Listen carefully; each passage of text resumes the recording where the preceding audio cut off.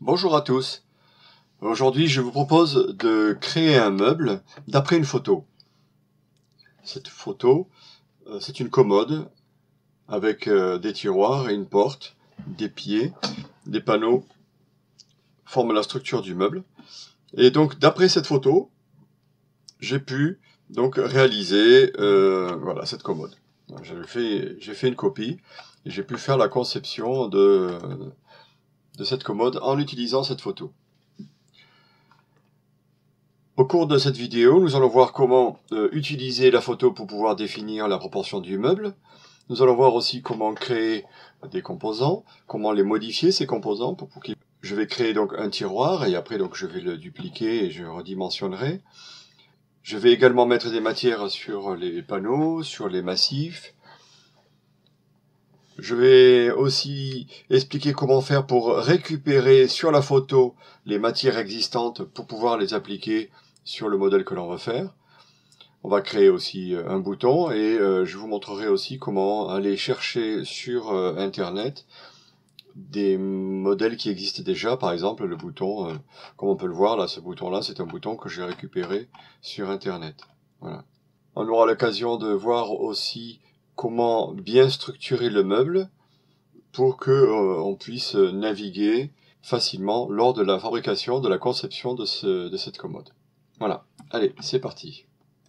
Tout d'abord, il faut aller chercher la photo, il faut l'importer, donc dans édition importer, et dans le choix des fichiers ici, je crois que par défaut c'est escapé, donc il faut choisir un fichier JPEG, puisque c'est une photo JPEG, c'est celle-là, là. Et ici, il y a trois choix. Je ne vais pas choisir image. Image, c'est quand je veux faire une image, genre un tableau pour projeter ou mettre une affiche sur un mur, par exemple. Texture, ça veut dire que je vais utiliser cette image comme texture dans mon ouvrage. Et sinon, pour pouvoir modéliser d'après une photo, c'est cette option-là. Donc on clique sur le fichier, on choisit le mode Nouvelle photo adaptée, Importation. Et ici, il va falloir mettre les fuyantes sur la photo directement. Donc les traits verts, c'est les traits qui vont au lointain. Et je vais m'efforcer de trouver sur ma photo deux fuyantes et qu'elles correspondent au mieux. Alors j'ai pris ces deux arêtes là parce que c'est celle que je vois le mieux. Plus on est précis, mieux c'est. Voilà. Ça c'est pour les fuyantes au lointain. Et maintenant je vais faire les fuyantes qui sont devant. Alors je vais utiliser le joint entre les tiroirs parce qu'il est très visible, on le voit bien. Voilà pour celui du bas et celui du haut. Ici. Donc il faut déplacer ces 8 points et de manière à placer les traits rouges sur la face et les traits verts sur le côté. Une fois qu'on a terminé, donc cette boîte de dialogue elle s'est ouverte, soit au milieu de l'écran, soit dans les palettes par défaut. Et ici j'ai terminé, donc je clique sur terminer. Maintenant je vais créer mon volume, donc je fais un R au clavier pour avoir l'outil de rectangle, je clique ici en bas, je clique au fond, et maintenant je donne la hauteur, P, avec la fonction P, et voilà. Donc là, ce volume-là correspond au volume de ma photo. Là, je clique sur la scène qui a été créée. Seulement, cette proportion, elle me convient, mais c'est la dimension qui me plaît pas. Alors, je vais la mesurer. Oui, c'est une commode, on dirait qu'au niveau des caissons, elle fait 1668, donc c'est beaucoup trop. Moi, ce que je veux, c'est que ça fasse 700 mm. Donc je fais T au clavier, et je vais mesurer cette arête. Alors il faut mesurer une arête, et après, je vais lui donner la vraie valeur. Je veux que ça soit 700, donc je renseigne sur mon clavier 700 mm, je fais Entrée. Il me demande si je veux redimensionner le modèle. Oui, parce que c'est effectivement ce que je voulais faire.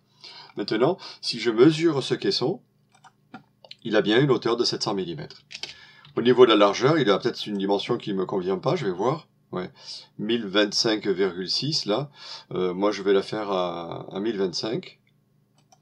Donc, 1025. Et je vais le pousser jusqu'au trait. Voilà, ici, jusqu'au trait. Donc, du coup, il s'accroche bien au trait. Ce qui fait que si je mesure ici, j'ai la bonne valeur. Au niveau de la profondeur, j'ai 334. Ouais, je vais le faire 340, allez. 340, là je vais utiliser un autre procédé pour l'approfondir. C'est une méthode que j'ai appris il n'y a pas très longtemps, donc je sélectionne tout mon volume, je fais S au clavier pour appeler l'outil de l'échelle, et là donc je me mets sur là parce que je vais l'élargir vers l'arrière. Et maintenant au clavier, je renseigne 340 mm, il ne faut pas oublier de mettre les millimètres. Je vais fermer ici. On voit bien ici en bas. Là, j'ai bien marqué 340 mm. Si on oublie de mettre les millimètres, lui, il va croire qu'il faut multiplier avec le facteur d'échelle de 340. Donc, ça fait un truc qui est énorme. Voilà. Alors, ça n'a pas marché parce que j'ai fait une action entre deux. Je recommence.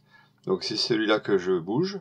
Maintenant, je fais 340 au clavier, mm pour dire millimètres. Et maintenant, T barre espace pour sortir de mon outil, T pour mesurer. Et là, j'ai bien 340. W étant mon raccourci clavier qui me permet de supprimer les guides de traçage. Voilà. Donc là, mon volume a des dimensions qui tournent bien. Ce sont des dimensions bien arrondies. Au niveau de l'épaisseur de mon panneau, alors, je clique sur la face ici. Donc il y a les petits points bleus qui viennent apparaître. Je fais F au clavier pour faire le décalage. Et maintenant, je m'approche ici. Paraît pas mal. Je vois en bas au clavier, enfin on voit qu'on est autour de 22 mm. Alors je fais 22 mm. Entrée. Voilà. Donc là, c'est l'épaisseur de mon panneau. Bon, ben, je vais créer mon premier composant. Je fais une fenêtre de sélection de gauche à droite pour sélectionner que les arêtes de ce montant qui va être ici. Je fais G au clavier pour appeler la boîte de dialogue qui me permet de créer le composant. C'est le côté de ma commode. Et je fais entrer. Avant de faire entrer, toujours veiller à ce que ça soit bien activé. Donc là, ici, nous avons le composant qui correspond, les éléments qui vont me permettre de pouvoir créer mon composant du côté. Je vais supprimer tous ces traits, mais ça ne sert plus à rien. Parce que, ça je supprime aussi, je supprime celui-là. Je garde que ce trait parce que là maintenant j'ai déjà la profondeur de mon meuble, et là j'aurai la largeur de mon meuble. Si je rentre maintenant dans ce composant, il me manque bien sûr des éléments. Ce trait, je le supprime, puisque je connais l'épaisseur de mon panneau maintenant. P au clavier, et je renseigne 22 mm, entrée. Voilà pour le panneau de côté. Maintenant je vais mettre l'autre panneau en face. M au clavier pour déplacer. Je prends l'arête qui est en bas à droite. Je vois d'ailleurs qu'il y a encore le cadre qu'il faudra que je supprime tout à l'heure. CTRL pour faire une copie. Et je viens m'accrocher ici. Voilà. Donc là, j'ai deux composants, plus un rectangle qui est ici, et un trait qui est là. Ce trait-là, je vais le supprimer. Je le sélectionne avec une fenêtre de gauche à droite, puisque j'en ai plus besoin. Voilà. Donc là, si je le masque, par exemple, le trait n'existe plus. Ce côté-là, si je le masque aussi, on voit le rectangle. Je peux le supprimer. J'ai un raccourci clavier qui me permet de révéler tout ce que j'ai masqué. Moi, j'ai fait Alt-R. Voilà, ça fait réapparaître mes côtés. Et je fais maintenant une sauvegarde. Maintenant, je vais créer le panneau du haut. Là, j'ai la largeur et la largeur et la longueur de mon panneau. P pour lui donner une épaisseur de 22 mm. Triple clic pour le sélectionner. G pour appeler la boîte de dialogue et créer mon composant. Je vais l'appeler panneau horizontal. Panneau H, voilà. Créer. Maintenant, j'ai mon panneau. Je vais le dupliquer 1, 2, 3, 4, donc par 4. Je sélectionne mon panneau. M au clavier pour le déplacer. Je sélectionne le bas de mon panneau. CTRL pour en faire une copie. Je clique maintenant en bas et au clavier, je renseigne divisé par 4. Maintenant, j'ai mes 4 étagères qui correspondent à mes 4 divisions. Voilà, les 4 divisions de ma commode. Maintenant, il va falloir que je mette les montants intermédiaires ici, là. Alors, je vais utiliser ma photo pour pouvoir créer mes guides. T au clavier pour appeler le guide. Je clique sur cette arête-là, je me déplace. Et j'essaie d'être assez précis sur l'endroit où je veux le mettre. Là, j'ai 408. Je vais mettre 410. 410, entrée. Et là, pour ce montant-là, je clique sur l'arête. Je viens jusque là. Je me déplace sur les axes rouges. j'ai 345,2, je vais mettre 345. Entrée. Et celui-là, bah, il est au milieu, donc je n'en ai pas besoin de le tracer. Alors, je vais faire mon montant, je crois qu'il est là, ouais, ici, là. R au clavier pour faire le rectangle, je clique en bas, je lâche, je clique en haut, je lâche. Et mon premier chiffre, c'est celui qui n'est pas bon, parce qu'il faut que ce soit de 22 mm, donc je renseigne 22 mm pour modifier seulement le premier chiffre. P au clavier pour le pousser jusqu'au fond, pour lui donner la profondeur, barre espace, triple clic pour sélectionner mon élément, ou alors je fais une fenêtre comme ça, pour créer un composant. Je l'appelle G au clavier pour créer le composant que j'appelle montant V, voilà, montant inter. Et maintenant je vais le copier ici en bas. M au clavier, je vais m'accrocher ici au centre de ma pièce, en haut. CTRL pour en faire une copie. Et en bas, je vais essayer de trouver le centre, ici, sur cette arête. Elle est là. C'est copié. Maintenant, je vais le mettre en haut. Je vais faire une copie de celui-là. Et ici, je fais une copie. Voilà donc pour mes séparations verticales, sauf que cette séparation-là, elle vient jusqu'en bas. Donc ça veut dire que ce panneau-là, il va falloir le raccourcir. Pour pouvoir le raccourcir, il va falloir que je le rende unique, puisque du coup, maintenant, il est différent des autres. Je le rends unique, je vais pouvoir maintenant le raccourcir. Le reste du modèle est activé, donc je me suis créé un raccourci clavier qui me permet de ne pas afficher le reste du modèle. Donc c'est ce raccourci-là, modifier le reste du modèle. Ici, mon raccourci c'est le U. Et quand je fais la lettre U, ça me masque le reste du modèle. Je fais P au clavier pour pousser cette partie-là. Et maintenant, je le rappuie sur ma lettre. J'appuie à nouveau sur la lettre U pour faire apparaître mon modèle, pour venir m'accrocher sur cette arête. Donc cette tablette est faite. Maintenant, celle-là, je vais la modifier également. Donc pour la modifier, je vais la rendre d'abord unique, puisque je ne veux modifier que celle-là. Double-clic pour éditer cette pièce-là. Je fais P au clavier pour pousser la surface du bas, que j'allonge jusqu'à cette arête-là. Et voilà. Donc là, maintenant, j'ai toutes mes pièces qui constituent la caisse. En panneau de 22, en tout cas. Les guides, j'en ai plus besoin, donc je les efface avec mon raccourci clavier. Le raccourci clavier, c'est celui-là.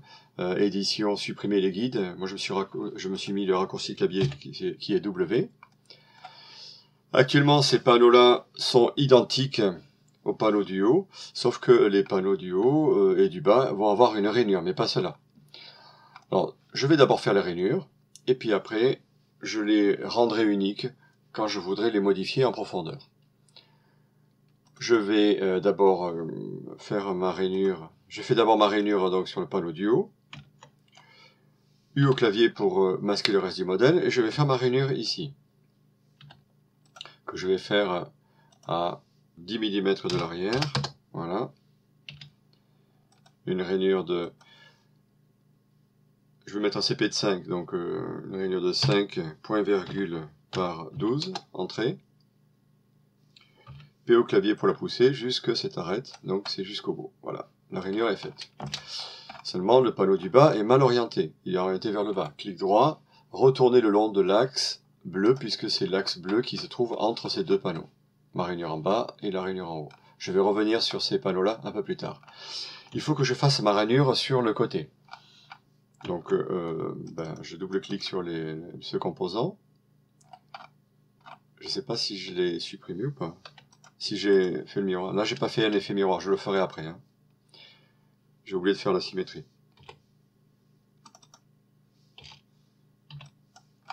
Alors, U pour faire apparaître le modèle. Et puis là, je vais faire un petit rectangle qui va correspondre à la largeur de ma rainure. Pas la longueur, mais la largeur. U au clavier pour supprimer le reste du modèle. P pour la pousser de 12 mm. Voilà. Et maintenant, je vais pousser ma rainure jusqu'en bas. Voilà. De là jusqu'en bas. Donc, je sélectionne cette arête. Voilà. Donc, j'ai fait une rainure arrêtée. Pas besoin qu'elle soit arrêtée en bas, puisque si ça débouche en bas, c'est pas gênant. Ce panneau-là est pas orienté. L'axe qui se trouve entre les deux, c'est l'axe rouge, comme on voit ici. Donc, je fais clic droit, retourner le long de l'axe rouge. Une petite sauvegarde. Les panneaux, maintenant, il va falloir que je les rétrécisse. Ils sont trop profonds, ces panneaux. Celui-là, par exemple, je vais le rendre unique. Donc là, je fais un trait, une ligne ici. Voilà. P, je pousse jusque là-bas. Et je supprime le trait avec la gomme, le raccourci clavier étant le E. Donc là, je viens de modifier ce panneau qui se trouve maintenant à la bonne profondeur. Celui-là, je voudrais qu'ils soient identiques tous les deux. Ceci dit, quand je vais faire les lamellos, ils ne seront pas identiques. Donc je vais le rendre unique aussi, et je vais le modifier, ça m'évite de le copier. Ou alors je le supprime et je copie celui-là. Bon, c'est peut-être plus rapide de le rendre unique, d'abord. Ne pas oublier de le rendre unique avant, sinon je modifie le reste. Et je supprime la feuillure derrière. Voilà.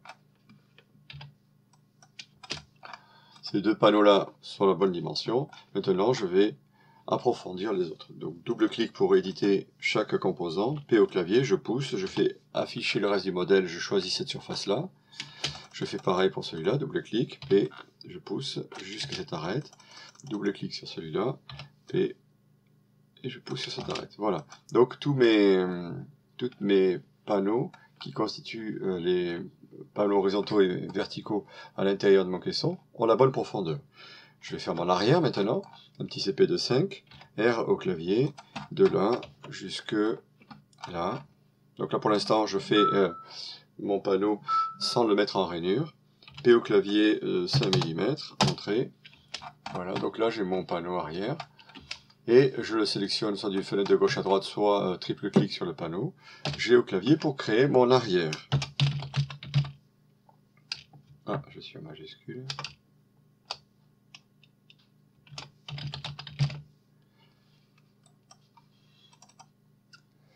Double-clic pour l'éditer, U pour n'afficher que mon composant, P pour pousser mon panneau maintenant de 11 mm, puisque je vais le faire rentrer dans une rainure de 12, je vais mettre un jeu de 1 mm en périphérie, et je double-clique, puisque c'est la dernière valeur que j'ai mis.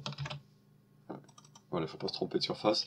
C'est la dernière valeur que j'ai utilisée, c'est le 12, donc je n'ai pas besoin de le rentrer, je fais un double-clic. W au clavier pour supprimer mes guides. Maintenant, j'ai mon caisson. Je vais créer un groupe. Clic droit, créer un groupe que je vais appeler caisson, la caisse. Ici, dans structure, on peut voir qu'il y a le groupe que je peux renommer maintenant. Voilà, c'est la caisse. Et à l'intérieur de la caisse, donc si j'appuie sur le plus, je vais avoir les côtés, l'arrière, les montants intermédiaires, les panneaux. Donc tout ça, ça constitue mon meuble.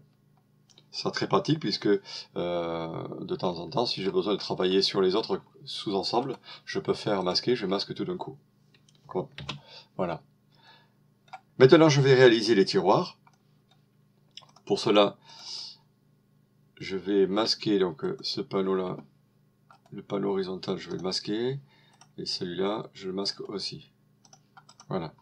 Comme ça, je vais pouvoir fabriquer mon tiroir ici, ce sera plus pratique. Je fais ma façade de tiroir. Je lui donne une épaisseur de 22 mm. Moi, je vais prendre du 27. Triple clic pour sélectionner ma face, ma façade. G au clavier, et là, je l'appelle face tiroir. Je vais y mettre un petit retrait.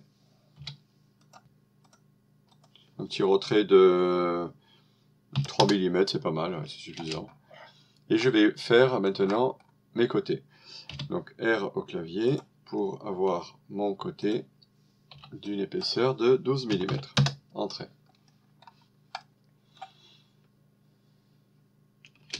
Triple-clic pour sélectionner ce panneau que je viens de créer. Et je l'appelle côté tiroir. Ok. Donc là, le côté tiroir, il n'est pas assez long ici. Je vais l'allonger de 16 mm. Ouais, c'est pas mal, ça fait son recouvrement. 16 mm, on a un recouvrement de 6 mm. Je peux peut-être même le faire plus long.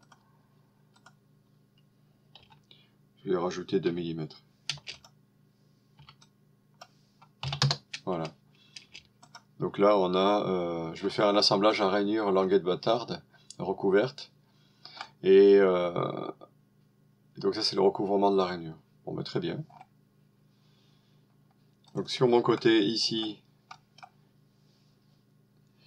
je vais faire ma rainure, R au clavier, U pour faire afficher ma façade de tiroir, je clique ici, je le désactive, je le mets là. Et cette rainure là, je vais la faire à la scie à format. Donc la lame de ma scie à format, elle fait 4 mm. Comme je viens de déterminer mon rectangle, le premier chiffre, il n'est pas bon. Je fais 4 au clavier, entrée, et je viens de faire mon rectangle. Voilà. Je vois que mon rectangle, ma rainure, elle est à 18 mm du devant. Voilà. Donc là, ici, je peux me faire un guide à 18 mm aussi. Et je peux copier ce rectangle. M au clavier. CTRL. Ici. La rainure du bas, je vais la mettre à 10 mm du bas. Et ce sera une rainure de 6, non 5, un contreplaqué de 5. Donc R au clavier. C'est le premier chiffre qui n'est pas bon, donc je mets 5, entrée. Et là, j'ai mes rainures. Je vais supprimer maintenant ces traits ici, puisque la profondeur de la rainure pour mon fond et puis pour l'assemblage est la même. Donc ça me permet de pouvoir défoncer tout ça d'un coup.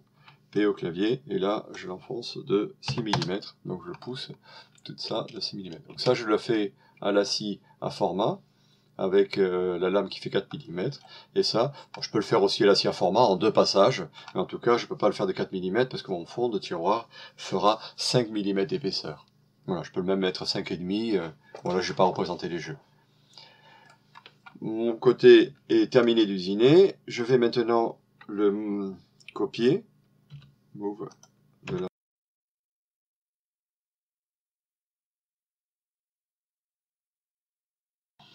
Double-clic pour éditer ma façade, U pour faire afficher le reste du modèle. L, et je fais une ligne de là à là, voilà, des petites lignes, ok.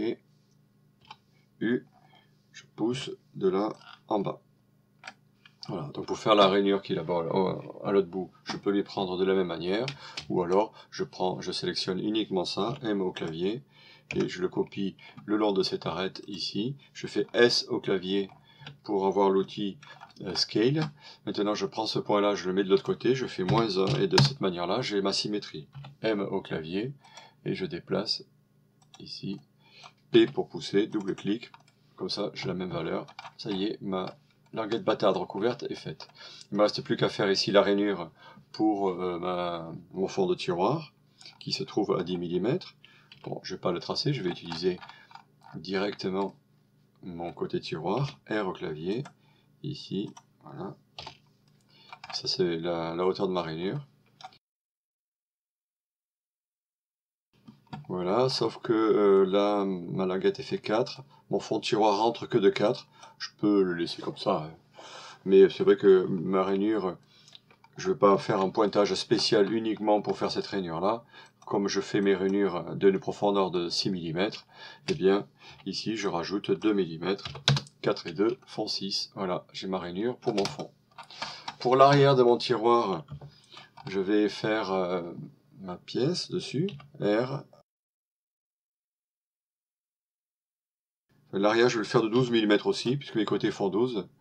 Donc là, je vais mettre 12 mm également. La fenêtre qui s'est trouvée latéralement ici, là. Voilà. Cette fenêtre, je peux l'afficher ou pas, avec un raccourci clavier que j'ai fait, qui est Alt F. Voilà. Très pratique pour gagner avec mon écran. J'ai pas un super écran, donc il n'est pas très large. E au clavier pour avoir la gomme, j'efface ceci. Maintenant, je vais pousser ça jusqu'en bas. Voilà, donc là, de manière à ce que le panneau de CP puisse passer dessous. Et ici derrière, je mets un petit désaffleur, un petit retrait de 5 mm pour mon arrière, W pour enlever les traits de construction, triple clic pour sélectionner mon arrière, G au clavier pour appeler la boîte de fonction qui me permet de créer mon composant, et je l'appelle arrière tiroir.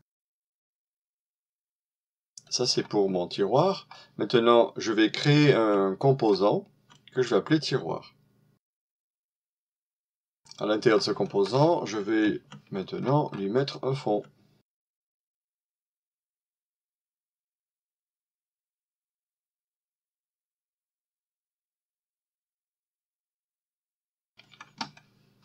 Voilà. À ce stade, j'ai tous mes composants. Il y a la porte aussi que je peux faire.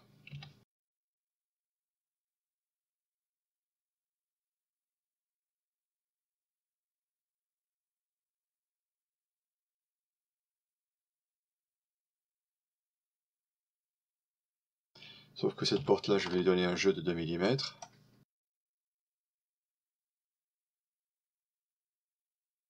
Pour mon tiroir, je vais lui donner un jeu aussi également, parce que là, il n'a pas de jeu.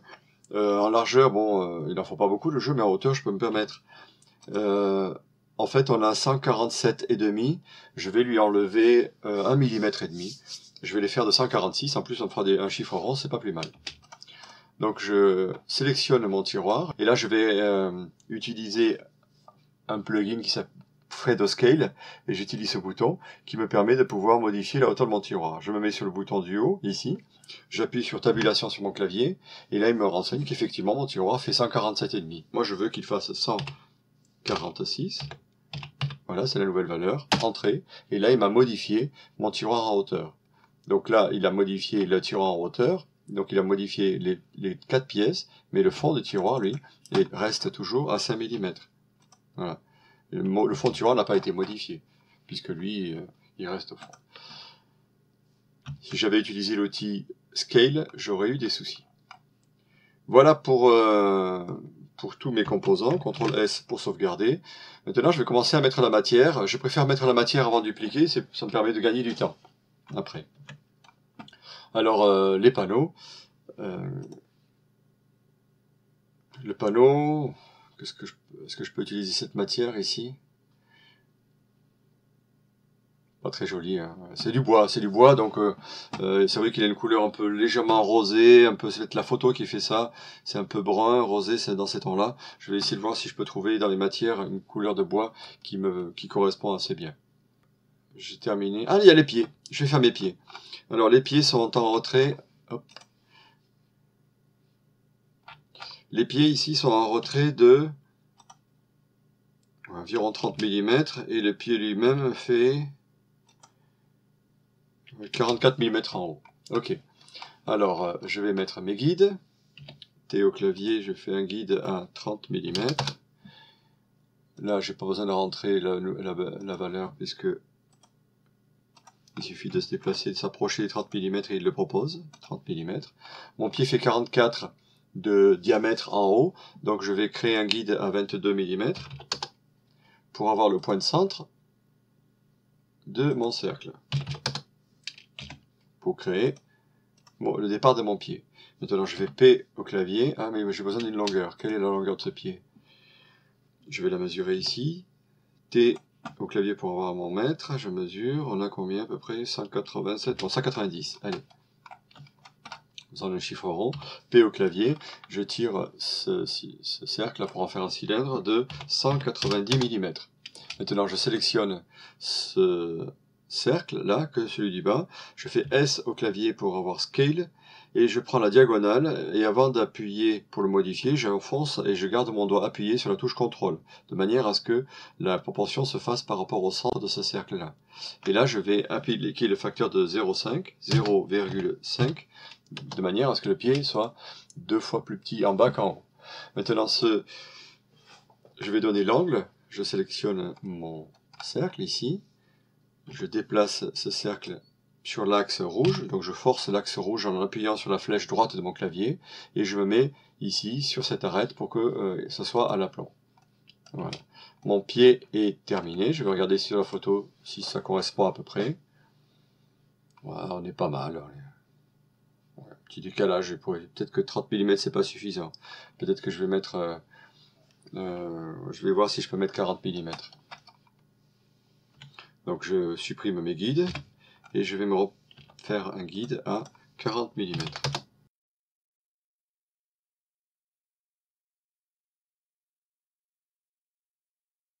On va voir ce que ça donne par rapport à la photo.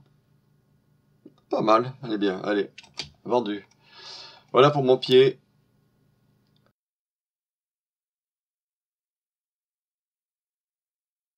Le raccourci clavier de SketchUp pour la matière, c'est B. Et là, je vais fermer cette palette, la structure. D'ailleurs, dans la palette, on voit que ici, j'ai le pied, la porte, le tiroir avec tous ses composants, et la caisse avec tous ses composants. Donc là, nous avons ici la structure de notre objet, de notre commode. Là, je vais voir dans mes bois, là, ce que j'ai. Je dois avoir du... Si je prends, ça a l'air d'être un bois exotique, si je prends de l'anier grès.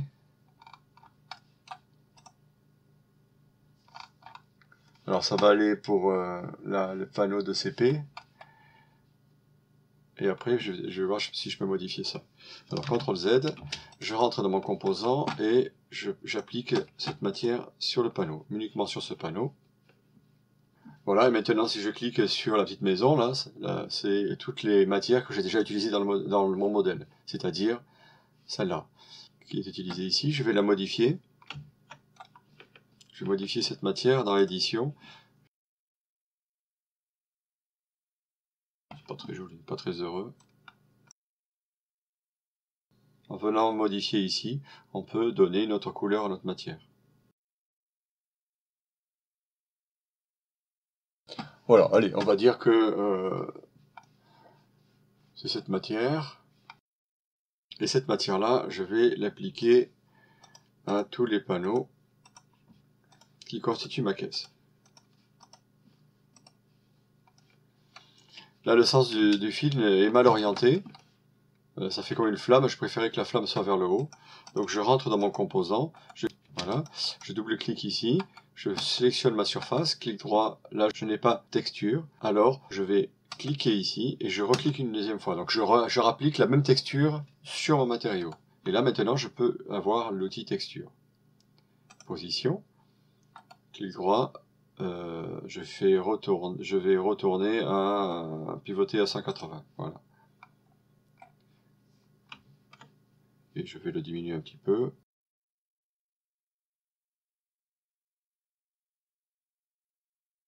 Pour l'orientation du fil ici, on verra ça un peu plus tard avec le plugin OpenCutList. Pour le panneau arrière, je vais y mettre du CP, de l'anier grès aussi. Voilà. Bon, le sens du fil est à l'envers, mais c'est pas très grave. Sur mon tiroir, je vais le faire en hêtre, façade arrière, et le fond en CP de 5. Donc.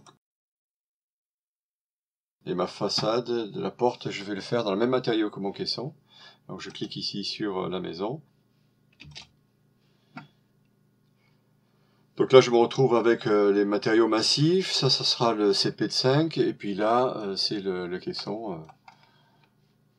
Voilà. Je vais appliquer cette matière pour la porte, puisque ça va être replaqué tout ça. Le pied, je vais le faire en noir. Je crois que c'est noir ou gris. Je vais lui mettre une couleur. Maintenant que j'ai mes matières, je vais pouvoir le dupliquer. Donc je prends ce tiroir, je le duplique de là, je force l'axe bleu jusqu'en bas, je divise par 4, non par 3, voilà.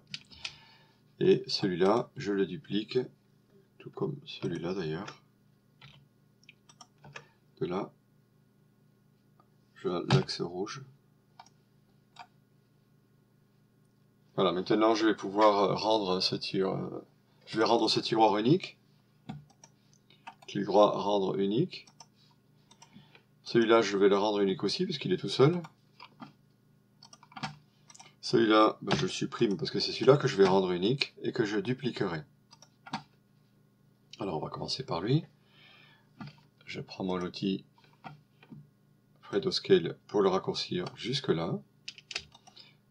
Celui-là, je vais le masquer pour avoir la poignée noire qui est ici pour le décaler jusque là. Voilà. Alt R pour activer mon tiroir. Et celui-là, je vais l'élargir jusqu'au montant. Voilà, donc j'ai tous mes tiroirs. Celui-là, je le multiplie, M au clavier, CTRL pour faire une copie, CTRL S pour sauvegarder. Mes pieds, ben, je vais les déplacer, je vais les copier, M,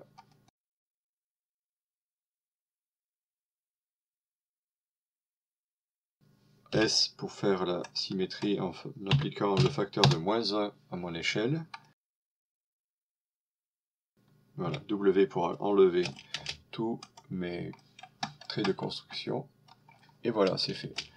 Maintenant, je vais déplacer la commode un peu à côté parce que je vais avoir besoin de récupérer la matière pour mes façades à tiroirs. Voilà. Alors, je vais recréer un volume ici. Voilà, R. Pour avoir un rectangle, P, je pousse. Et je vais projeter sur ce volume-là, le volume que je viens de créer, là, je vais projeter dessus les matières de cette photo. Je reviens sur cette boîte de dialogue qui s'appelle « Adapter une photo ». Et ici, il y a « Projeter la texture sur la photo ». Donc soit je viens ici, en cliquant là, soit directement, quand je viens de cliquer sur cette scène-là, je fais un clic droit. J'ai aussi la possibilité de le faire à ce moment-là, à cet endroit-là. Voilà. Je projette, il me demande d'écraser la matière existante, donc la matière existante de ce volume que je viens de créer. Donc vous comprenez pourquoi est-ce qu'il a fallu que je déplace ma commode, sinon j'aurais écrasé les matières que j'avais mis dessus. Là je dis oui. Découper les faces extensielles, je dis oui, et voilà. Donc je me retrouve avec ce volume là ici maintenant. Donc si j'avais à faire à la modélisation de cette commode rapide, juste pour présenter un client et puis faire un prix, ben ça y est, ma modélisation, en l'espace de quelques secondes, peut-être pas quelques secondes, mais quelques minutes, la modélisation a été faite. Sauf que là, il n'y a rien, quoi. C'est juste un simple volume. D'ailleurs, il y a derrière et tout. Alors que là, j'ai vraiment fait, sur la commode à droite, la conception. Je vais récupérer maintenant, là-dessus, sur ce volume-là, les textures. Parce que là, pour l'instant, nous avons au niveau des matières, là la maisonnette, nous avons toutes les matières que nous avons utilisées pour le pied, les panneaux de CP5, les panneaux de côté, le massif, et là, la projection que l'on vient de faire. Je vais zoomer sur cette partie-là. Plus je suis précis dans l'empreinte de cette matière, mieux c'est. Là, je fais un clic droit, rendre texture unique. OK. Et je viens sur ce modèle, je viens sur ma façade de tiroir, je sélectionne uniquement la peau extérieure, parce que c'est là que je vais plaquer, et j'applique cette matière sur le devant. Voilà. Alors, je n'ai pas été très précis, il faudrait mieux que je recommence. Les matières comme celle-là sont beaucoup plus simples à récupérer.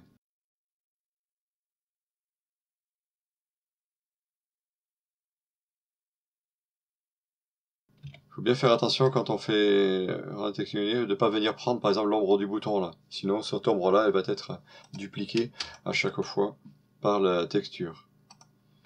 Voilà, donc là je les ai toutes, celui-là ne me plaît pas, je le supprime. Je vais le recommencer. Maintenant je vais appliquer cette matière sur cette façade, ici.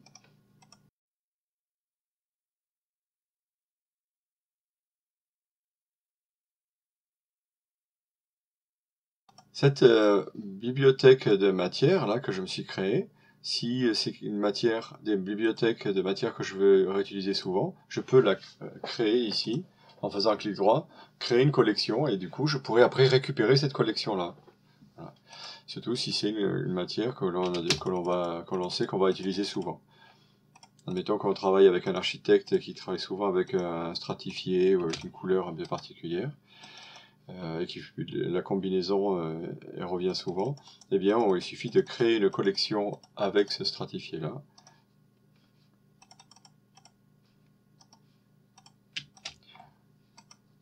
Et rappeler la collection quand on a besoin. Voilà, donc là j'ai mis ma texture sur mes façades tiroirs, CTRL S.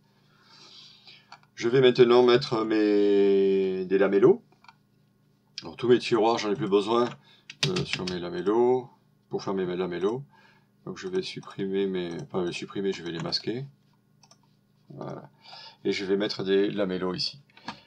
Je vais dessiner, usinage, assemblage lamello, avec lamello de 20, OK. Et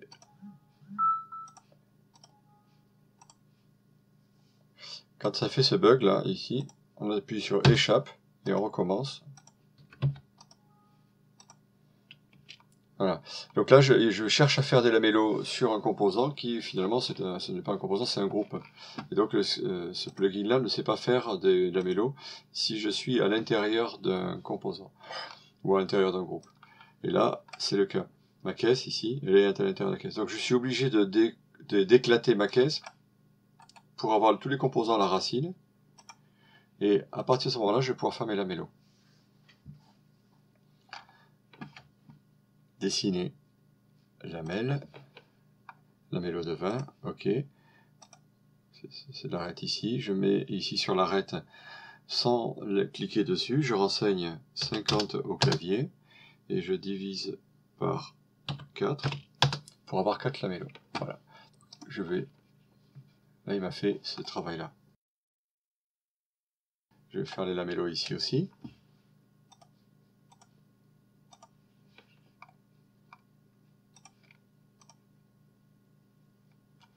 Je mets ma souris sans cliquer, 50, entrée, divisé par 4, entrée.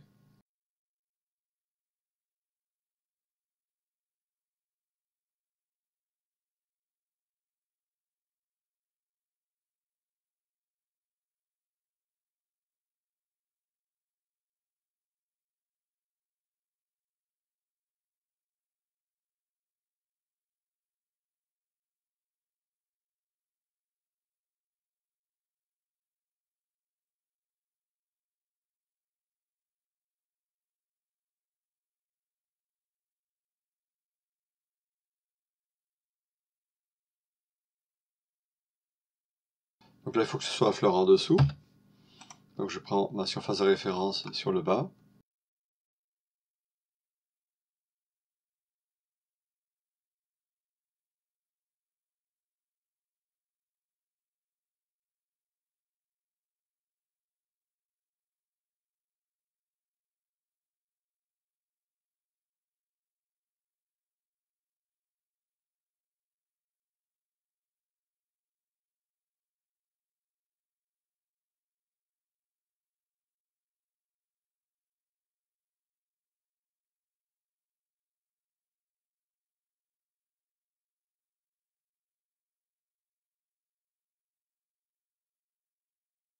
Maintenant que tous mes lamellos sont assemblés, je vais pouvoir recréer ma caisse.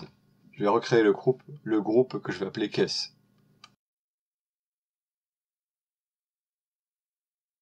Voilà, donc la modélisation est terminée.